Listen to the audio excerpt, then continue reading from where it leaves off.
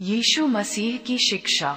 Bible के अनुसार वह इस भीड़ को देखकर पहाड़ पर चढ़ गया, और जब बैठ गया तो उसके चेले उसके पास आए, और वह अपना मुंह खोलकर उन्हें यह उपदेश देने लगा। धन्य हैं वे जो मन के दीन हैं, क्योंकि स्वर्ग का राज्य उन्हीं का है। धन्य हैं वे जो शोक करते हैं, क्योंकि वे शांति पाएंगे।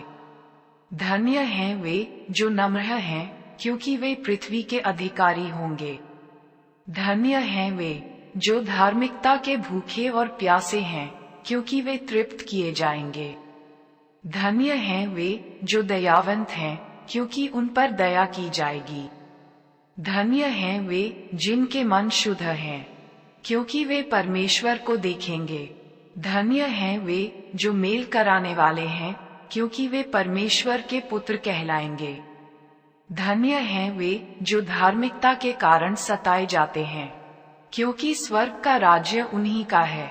धन्य हो तुम जब मनुष्य मेरे कारण तुम्हारी निंदा करें और सताएं और झूठ बोल बोलकर तुम्हारे विरोध में सब प्रकार की बुरी बात कहें। तब आनंदित और मगन होना, क्योंकि तुम्हारे लिए स्वर्ग में बड़ा फल है, इसलिए कि उन्होंने उन भविष्यद्वक्ताओं को जो तुमसे पहले थे इसी रीति से सताया था। तुम पृथ्वी के नमक हो, परंतु यदि नमक का स्वाद बिगड़ जाए तो वह फिर किस वस्तु से नमकीन किया जाएगा? फिर वह किसी काम का नहीं, केवल इसके कि बाहर फेंका जाए और मनुष्यों के पैरों तले रौंदा जाए। तुम जगत की ज्योति हो। जो नगर पहाड़ पर बसा हुआ है वह छिप नहीं सकता, और लोग दिया जलाकर पैमाने के नीचे नहीं परंतु दीवट पर रखते हैं, तब उससे घर के सब लोगों को प्रकाश पहुंचता है।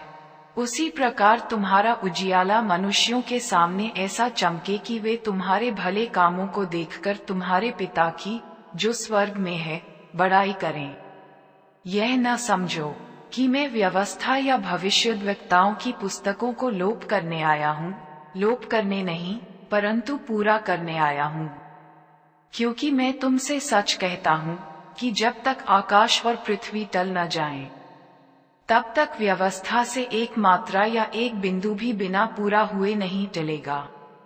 इसलिए जो कोई इन छोटी से छोटी आज्ञाओं में से किसी एक को तोड़े और वैसा ही लोगों को सिखाए, वह स्वर्ग के राज्य में सबसे छोटा कहलाएगा। परंतु जो कोई उन आज्ञाओं का पालन करेगा और उन्हें सिखाएगा, वही स्वर्ग के राज्य में महान कहलाएगा। क्योंकि मैं तुमसे कहता हूँ कि यदि तुम्हारी धार्मिकता शास्त्रियों और फरीसियों की धार्मिकता से बढ़कर न हो, तो तुम स्वर्ग के राज्य में कभी प्रवेश करने न पाओगे। तुम सुन चुके हो कि पूर्वकाल के लोगों से कहा गया था कि हत्या न करना, और जो कोई हत्या करेगा वह कचहरी में दंड के योग्य होगा। परंतु मैं तुमसे ये कहता हूँ कि जो कोई अपने भाई पर क्रोध करेगा वह कचहरी में दंड के योग्य होगा, और जो कोई अपने भाई को निकम्मा कहेगा वह महासभा में दंड के योग्य होगा। और जो कोई कहे अरे मूर्ख, वह नरक की आग के दंड के योग्य होगा। इसलिए यदि तू अपनी भेंट वेदी पर लाए और वहां तू स्मरण करे कि तेरे भाई के मन में तेरे लिए कुछ विरोध है, तो अपनी भेंट वहीं वेदी के सामने छोड़ दे और जाकर पहले अपने भाई से मेल मिलाप कर और तब आकर अपनी भेंट चढ़ा। जब तक तू अपने मुद्दई के साथ मार्गी में है, उससे झटपट मेल मिलाप कर ले, कहीं ऐसा न हो कि मुद्दई तुझे हाकिम को सौंपे और हाकिम तुझे सिपाही को सौंप दे और तू बंदीगृह में डाल दिया जाए। मैं तुझसे सच कहता हूँ कि जब तक तू कौड़ी कौड़ी भर न दे तब तक वहां से छूटने न पाएगा। तुम सुन चुके हो कि कहा गया था व्यभिचार न करना, परंतु मैं तुमसे ये कहता हूँ कि जो कोई किसी स्त्री पर कुदृष्टि डाले वह अपने मन में उससे व्यभिचार कर चुका।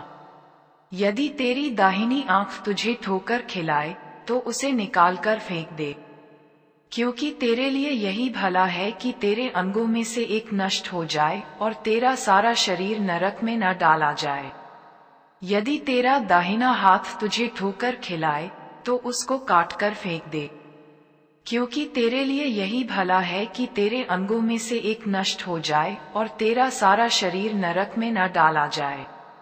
ये भी कहा गया था, जो कोई अपनी पत्नी को तलाक देना चाहे तो उसे त्याग पत्र दे, परंतु मैं तुमसे ये कहता हूँ कि जो कोई अपनी पत्नी को व्यभिचार के सिवा किसी और कारण से तलाक दे तो वह उससे व्यभिचार करवाता है, और जो कोई उस त्यागी हुई से विवाह करे वह व्यभिचार करता है।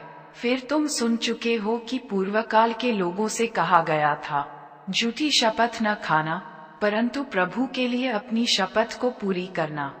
परंतु मैं तुमसे ये कहता हूँ कि कभी शपथ न खाना, न तो स्वर्ग की, क्योंकि वह परमेश्वर का सिंहासन है, न धरती की, क्योंकि वह उसके पांवों की चौकी है, न यरूशलेम की, क्योंकि वह महाराजा का नगर है। अपने सिर की भी शपथ न खाना, क्योंकि तू एक बाल को भी न उजला न काला कर सकता है, परंतु तुम्हारी बात हाँ की हाँ या नहीं की नहीं हो, क्योंकि जो कुछ इससे अधिक होता है वह बुराई से होता है। तुम सुन चुके हो कि कहा गया था, आंख के बदले आंख और दांत के बदले दांत, परंतु मैं तुमसे ये कहता हूँ कि बुरे का सामना न करना।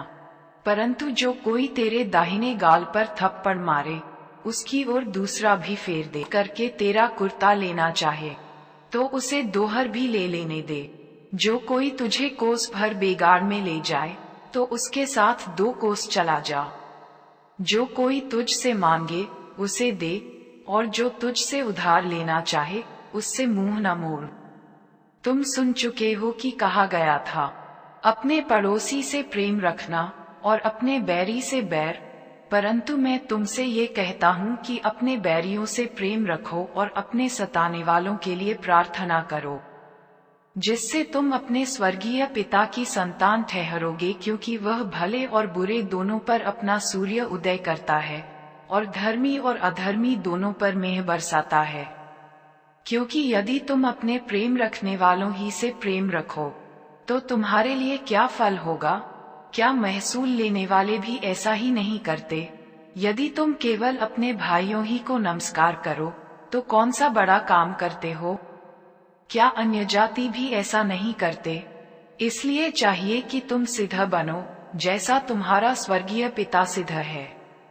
परमेश्वर आपको पढ़े गए वचन से आशीष दे। हमारी तरफ से आप सब मसीह भाइयों बहनों को जय मसीह की।